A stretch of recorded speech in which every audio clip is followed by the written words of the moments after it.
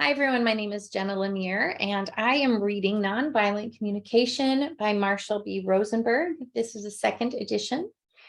I'm basically reading it for any of the members that are in a particular organization called brightanddark.org. Many of the people in there may, like myself and the other person that founded it, are neurodivergent. And that means that some of us actually retain information a little bit better when we're read to, or we're listening to it in the background, that kind of thing. And so I also retain information a little better by reading aloud. So I thought, why not just simply film myself as I'm reading the book too. I can add in like little commentary here and there, and then I can just put this out as a resource in case there's anybody else that really wants to get into the book but might need a little parallel play and that kind of stuff, or a little bit of being read to. I'm not a big reader. I for the reason that I tend to need to like read myself and then listen to myself back in order to read. So this is actually really helpful for me too, but if I stumble over a word here and there, it's, again, I'm not a very big reader, so bear with me on that. Okay, so I've already done sort of the introduction and read some of the foreword, which was by Gandhi's grandson. So if you haven't seen that video, go ahead and watch that one first if that interests you. Otherwise, we're digging into chapter 1 right now, which is entitled Giving from the Heart.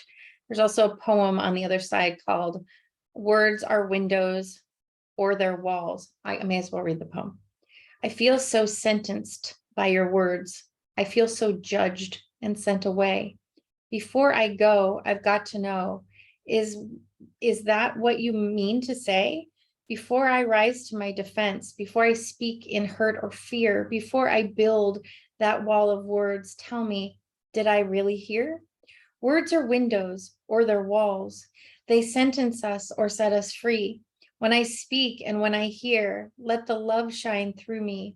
There are things I need to say, things that mean so much to me. If my words don't make me clear, will you help me to be free? If I seemed to put you down, if you felt I didn't care, try to listen through my words to the feelings that we share. And this is by Ruth Biebermeyer. That's really pretty. What I like about it, the thing I would do, my commentary here, is the part about words are windows or they're walls. And I see this really big time. I, as a coach, am somebody that is always hunting for limiting beliefs, and I can immediately identify, at least externally, not as well with my own shadow, right? But externally, like when somebody will say something, whether or not, and I've been calling it a door close, it's like, okay, whatever the sentence that said, it just shuts the door. And well, it's so firm, that's the way it is. And that's also what's being created in the reality when there's a door shut. So I like that there's even another idea, words are windows or they're walls. Oh, I love that. I'm going to start incorporating that into my teaching and stuff. Okay, giving from the heart of nonviolent communication. What I want in my life is compassion, a flow between myself and others based on a mutual giving from the heart. And that's a quote by Marshall Rosenberg, the author. Introduction. Believing that it is our nature to enjoy giving and receiving in a compassionate manner, I have been preoccupied most of my life with two questions. What happens to disconnect us from our compassionate nature, leading us to behave violently and exploitively? And conversely, what allows some people to stay connected to their compassionate nature under even the most trying of circumstances? My preoccupation with these questions began in childhood, around the summer of 1943, when our family moved to Detroit, Michigan. The second week after we arrived, a race war erupted over an incident at a public park. More than 40 people were killed in the next few days. Our neighborhood was situated in the center of the violence, and we spent 3 days locked in the house. When the race riot ended and school began, I discovered that a name could be as dangerous as any skin color. When the teacher called my name during attendance, two boys glared at me and hissed, "Are you a kike?" Sorry, I didn't know that this was going to be in the book. I had never heard the word before and didn't know some people used it in a derogatory way to refer to Jews. After school, the two were waiting for me. They threw me to the ground, kicked and beat me. Since that, I'm very empathic, so it's like hard to even just read that. See how powerful words are?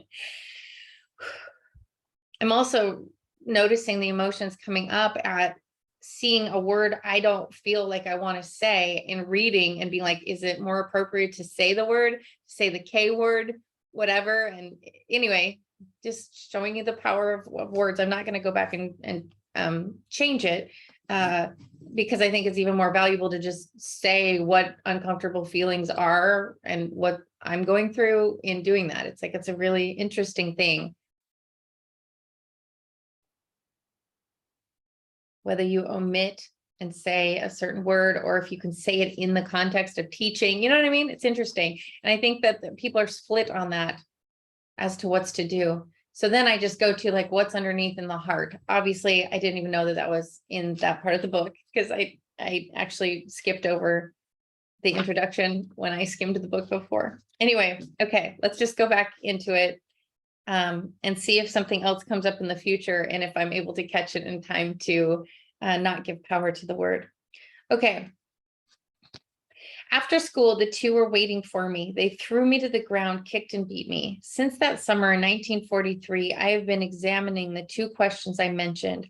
What empowers us, for example, to stay connected to our compassionate nature, even under the worst circumstances? I am thinking of people like Eddie Hillesum, who remained compassionate even while subjected to the grotesque conditions of a German concentration camp, as she wrote in her journal at the time. And this is a little quote from that. I am not easily frightened, not because I am brave, but because I know that I am dealing with human beings and that I must try as hard as I can to understand everything that anyone ever does. And that was the real import of this morning. Not that a disgruntled young Gestapo officer yelled at me, but that I felt no indignation, rather a real compassion, and would have liked to ask, did you have a very unhappy childhood? Has your girlfriend let you down? Yes, he looked harassed and driven, sullen and weak. I should have liked to start treating him there and then, for I know that pitiful young men like that are dangerous as soon as they are let loose on mankind. Eddie Hillesum, a diary. So that's what that was from. It brings me to my own like commentary here that my all-time favorite movie is Life is Beautiful. So being able to be the kind of soul that can navigate through your experience with a glass half full, no matter for as long as you can, you know what I mean? It's what we give to the world, you know?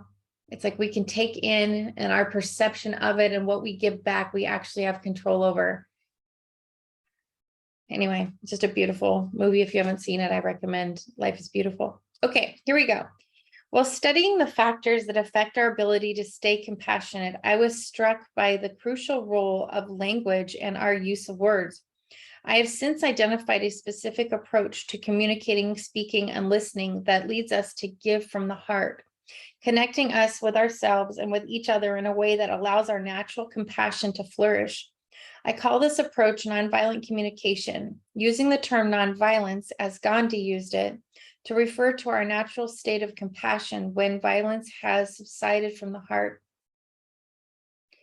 While we may not consider the way that we talk to be violent, our words often lead to hurt and pain, whether for others or ourselves. In some communities, the process that I am describing is known as compassionate communication. The abbreviation NVC is used throughout this book to refer to nonviolent or to compassionate communication. NVC is a way of communicating that leads us to give from the heart. A way to focus attention. NVC is founded on language and communication skills that strengthen our ability to remain human, even under trying conditions. It contains nothing new. All that has been integrated into NVC has been known for centuries. The intent is to remind us about what we already know, about how we humans are meant to relate to one another and to assist us in living in a way that concretely manifests this knowledge. NVC guides us in reframing how we express ourselves and hear others. Instead of being habitual, automatic reactions, our words become conscious responses based firmly on an awareness of what we are perceiving, feeling, and wanting. We are led to express ourselves with honesty and clarity while simultaneously paying others a respectful and empathic attention.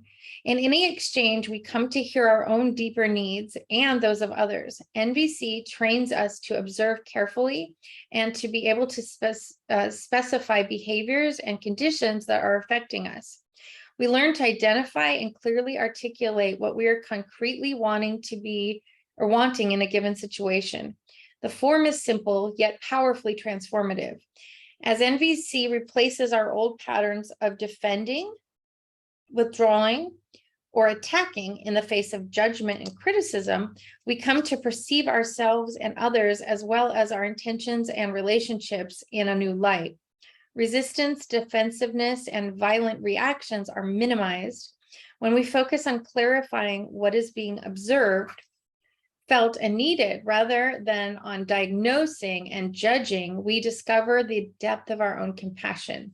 And to go back to this page, there's also a little highlighted part that says, we perceive relationships in a new light when we use NVC to hear our own deeper needs and those of others. Through its emphasis on deep listening to ourselves as well as others, NVC fosters respect, attentiveness, and empathy, and engenders a mutual desire to give from the heart. Although I refer to it as a process of communication or a language of compassion, NVC is more than a process or a language. On a deeper level, it is an ongoing reminder to keep our attention focused on a place where we're more likely to get what we are seeking. There is a story of a man under a street lamp searching for something on all fours. A policeman passing by asked what he was doing. Looking for my car keys, replied the man, who appeared slightly drunk. Did you drop them here? Inquired the officer. No, answered the man. I dropped them in the alley.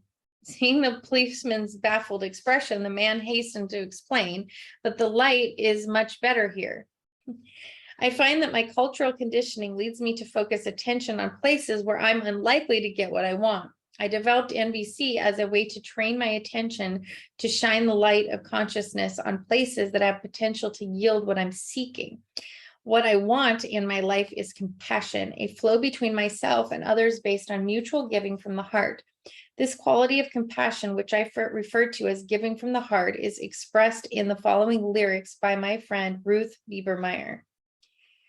And then there's some more lyrics from that poet who says, I never feel more given to than when you take from me, when you understand the joy I feel giving to you.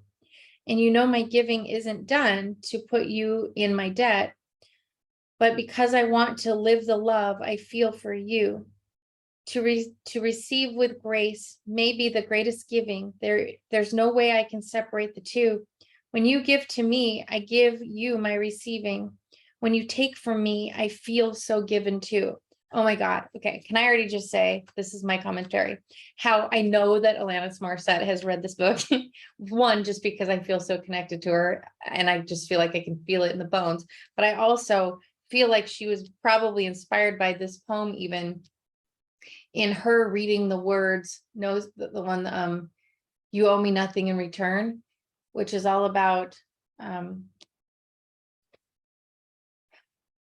I give you thanks for receiving. It's my privilege and you owe me nothing in return. Anyway, it has the same kind of feeling as this. And I just wanted to say that. So you may pause now and go listen to You Owe Me Nothing in Return, or at least read the lyrics by Alanis Morissette.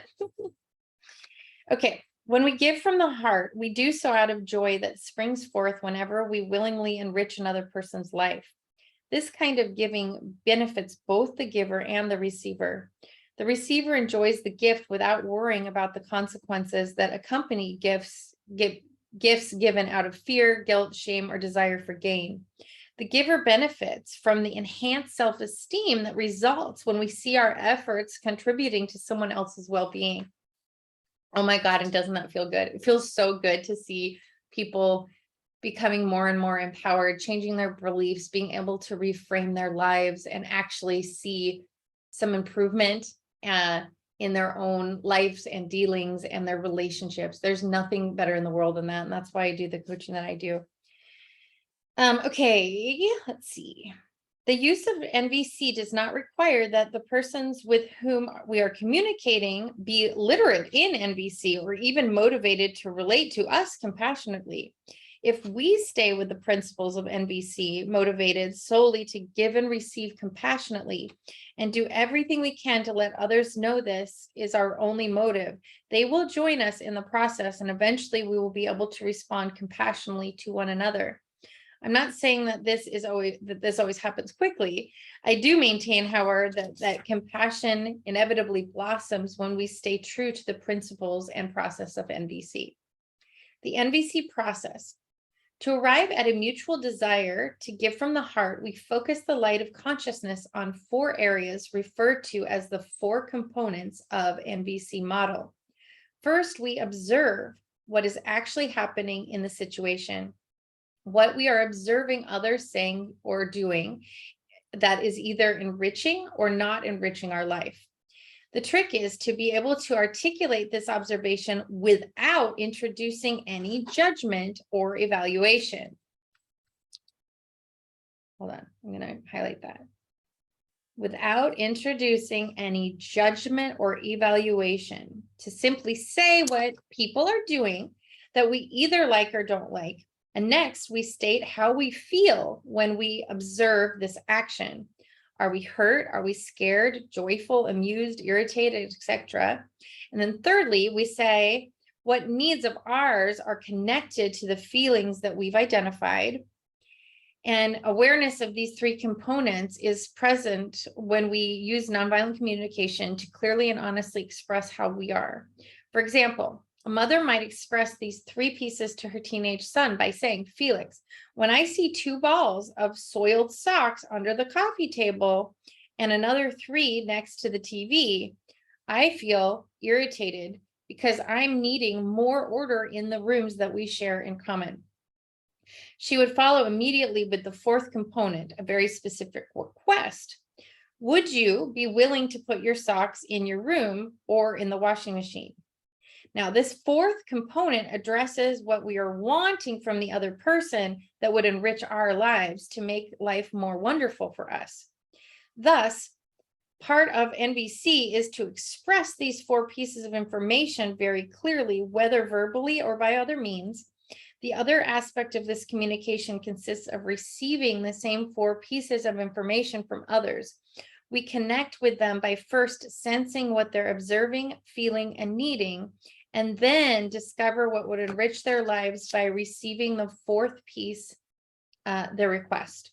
As we keep our attention focused on the areas mentioned and then help others do likewise, we establish a flow of communication back and forth until compassion manifests naturally. What I am observing, feeling, and needing, what I'm requesting to enrich my life, what you are observing, feeling, and needing, and what you are requesting to enrich your life. So NVC process, the concrete actions we are observing that are affecting our well-being, how we feel in relation to what we're observing, the needs, values, or desires, etc., that are being created by those feelings, and then the concrete actions that we request in order to enrich our lives.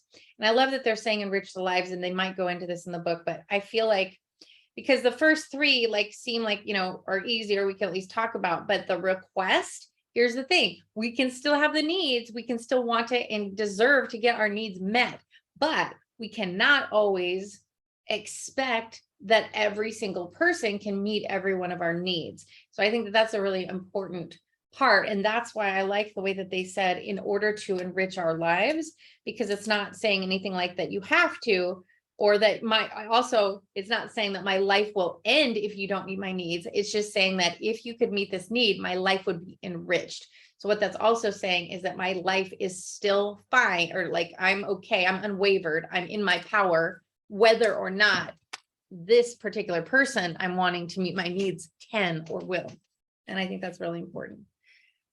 When we use this process, we may begin either by expressing ourselves or by empathically receiving these 4 pieces of information from others. Although we will learn to listen for and verbally express each of these components in chapters 3 through 6, it is important to keep in mind that nonviolent communication does not consist of a set formula, but adapts to various situations as well as personal and cultural styles. While I conveniently refer to NVC as a process or language, it is possible to experience all 4 pieces of the process without uttering a single word. Oh, interesting. I guess that, yeah, you could even do it in sign language. You could just do it through telepathic abilities, like through empathy. The essence of NVC is to be found in our consciousness of these 4 components, not in the actual words that are exchanged. Applying NVC in our lives and world. When we use NVC in our interactions with ourselves, with another person, or in a group, we become grounded in our natural state of compassion. It is therefore an approach that can be effectively applied at all levels of communication and in diverse situations. Intimate relationships, families, schools, organizations and institutions, therapy and counseling, diplomatic and business negotiations, disputes and conflict of any nature. Some people use NVC to create greater depth and caring in their intimate relationships. Yes, we do, or we try our damnedest, right? I want to give a side note too, that I've bought this book now at least twice, and I think I rented it from the library another time. So like I have this book in my hands 3 different times in my life. And each time I was brought to the book because I was pissed off at someone else and how they were communicating with me. I was wanting more empathy and I was wanting or demanding that they meet my needs. And so this book I just picked up and kept hunting for how I could get someone else to do something for me. And be validated for my own emotions externally, and wasn't a match to this book because I was coming from a place of not a place of compassion. I was coming out of reactivity. And so when we're in a place of reactivity, even while we're reading the book, we're not going to be able to take and get the quality out of the book. So I just wanted, I was just sort of laughing at when they were saying the part about helping intimate relationships, because I think that's what brought me to the book so many other times, hoping it could save my relationship. But it was just my desire to want to communicate more compassionately on my own in general, you know, that allowed me to actually get to a place of really seeing the value in the book. So hopefully that's kind of where you are in your journey too, and that you're kind of reaching this from a place of, yeah, this feels good, versus coming to it only because you know, you're already in a fight and in reactivity and hoping that the book will help solve it. You know what I mean? Okay. And if you are, and you're coming from that place, that's even okay, but let's just take some breathers, get our body regulated so that we can actually hear and pick up the words and not just be in a state of reactivity, which most people can't read for very long in that kind of state anyway. Okay. So back to the book. Some people I already said that. When I learned how I can receive or hear as well as give, express through NVC, I went beyond feeling attacked and doormatish to really listening to words and extracting their underlying feelings. I discovered a very hurting man to whom I had been married to for 28 years. He had asked me for a divorce the weekend before the NVC workshop. To make a long story short, we're here today together, and I appreciate the contribution it has made to our happy ending. I learned to listen for feelings, to express my needs, to accept answers that I didn't always want to hear. He is not here to make me happy, nor am I here to create happiness for him. We both have learned to grow, to accept, and to love so that we can each be fulfilled. And this was from a workshop participant in San Diego. Others use it to build more effective relationships at work. A teacher writes, I've been using NVC in my special education classroom for about a year. It can work even with children who have language delays, learning difficulties, and behavioral problems. One student in our classroom spits, swears, screams, and stabs other students with pencils when they get near his desk. I cue him with, please say that another way. Use your giraffe talk. Giraffe puppets are used in some workshops as a teaching aid to demonstrate NVC. He immediately stands up straight, looks at the person toward whom his anger is directed, and says calmly, "Would you please move away from my desk? I feel angry when you stand close to me." The other students might respond with something like, "Sorry, I forgot it bothers you." I began to think about my frustration with this child, and I tried to discover what I needed from him besides harmony and order. I realized how much time I had put into lesson planning and how my need for creativity and contribution were being short-circuited in order to manage behavior. Also, I felt I was not meeting the educational needs of the other students. When he was acting out in class, I began to say, "I need you to share my attention. It may take 100 cues a day, but he got the message and would generally get involved in the lesson." Or would you usually get involved in the lesson then? Okay. And then a doctor writes, "I use NVC more and more in my medical practice. Some patients ask me whether I'm a psychologist, saying that usually their doctors are not interested in the way they live their lives or deal with their diseases. NVC helps me understand what the patient's needs are and what they need to hear at a given moment. I find this particularly helpful in relating to patients with hemophilia and AIDS because there is so much anger and pain that the patient and healthcare provider relationship is often seriously impaired. Recently, a woman with AIDS, whom I have been treating for the past 5 years, told me that what has helped her the most have been my attempts to find ways for her to enjoy her daily life. My use of NVC helps me a lot in this respect. Often in the past, when I knew that a patient had a fatal disease, I myself would get caught up in the prognosis, and it was hard for me to sincerely encourage them to live their lives. With NVC, I have developed a new consciousness as well as a new language. I am amazed to see how much it fits in with my medical practice, and I feel more energy and joy in my work as I become increasingly engaged in the dance of NVC." And this is a physician in Paris. Still others use this process in the political arena. A French cabinet member visiting her sister remarked how differently the sister and her husband were communicating and responding to each other. Encouraged by their descriptions of NVC, she mentioned that she was scheduled the following week to negotiate some sensitive issues between France and Algeria regarding adoption procedures. Although time was limited, we dispatched a French-speaking trainer to Paris to work with the cabinet minister. She later attributed much of the success of her negotiations in Algeria to her newly acquired communication techniques. In Jerusalem, during a workshop attended by Israelis of varying political persuasions, participants used NVC to express themselves regarding the highly contested issue of the West Bank. Many of the Israeli settlers who have established themselves on the West Bank believe that they are fulfilling a religious mandate by doing so, and they are locked in conflict not only with Palestinians, but also with other Israelis who recognize the Palestinian hope for national sovereignty in this region. During a session, one of my trainers and I modeled empathic hearing through NVC and then invited participants to take turns role-playing each other's position. After 20 minutes, a settler announced her willingness to consider relinquishing her land claims and move out of the West Bank into internationally recognized Israeli territory if her political opponents were able to listen to her in the way that she had just been listened to. Wow. Worldwide, NVC now serves as a valuable resource for communities facing violent conflicts and severe ethnic, religious, or political tensions. The spread of nonviolent training and its use in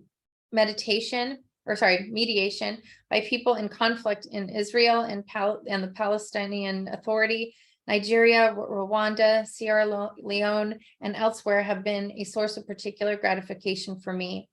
My associates and I were once in Belgrade over 3 highly charged days training citizens working for peace. When we first arrived, expressions of despair were visibly etched on the trainers' faces, for their country was then enmeshed in a brutal war in Bosnia and Croatia. As the training progressed, we heard the ring of laughter in their voices as they shared their profound gratitude and joy for having found the empowerment that they were seeking. Over the next 2 weeks, during trainings in Croatia, Israel, and Palestine, We again saw desperate citizens in war-torn countries regaining their spirits and confidence from the NVC training they received. I feel blessed to be able to travel throughout the world, teaching people a process of communication that gives them power and joy.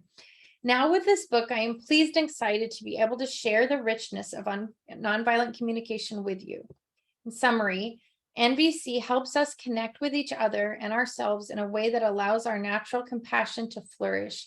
It guides us to reframe the way we express ourselves and listen to others by focusing our consciousness on 4 areas: what we're observing, feeling, needing, and then what we're requesting to enrich our lives. NVC fosters deep listening, respect, and empathy, and engenders a mutual desire to give from the heart. I feel like there's a song in that. Some people use NVC to respond compassionately to themselves, some to create greater depth in their personal relationships, and still others to build effective relationships at work or in the political arena. Worldwide, NVC is used to mediate disputes and conflicts at all levels. NVC in action: murderer, assassin, child killer. Interspersed throughout the book are dialogues entitled NVC in action. Throughout the book, these dialogues intend to impart the flavor of an actual exchange where a speaker is applying the principles of nonviolent communication. However, NVC is not simply a language or a set of techniques for using words. The consciousness and intent that embraces may be expressed through silence, equality of presence, as well as through facial expressions and body language. The NVC in action dialogues you will be reading are necessarily distilled and abridged versions of real life exchanges where moments of silence, empathy, stories, humor, gestures would all contribute to a more natural flow of connection between the 2 parties than might be apparent when dialogues are condensed in print. So we want to take that into consideration. I was presenting nonviolent communication in a mosque in Dahija refugee camp in Bethlehem to about 170 Palestinian Muslim men. Attitudes toward Americans at the time were not favorable. As I was speaking, I suddenly noticed a wave of muffled commotion fluttering through the audience. They're whispering that you're American. My translator alerted me just as a gentleman in the audience leapt to his feet. Facing me squarely, he hollered at the top of his lungs, "Murderer!" Immediately, a dozen other voices joined him in a chorus: "Assassin! Child killer! Murderer!"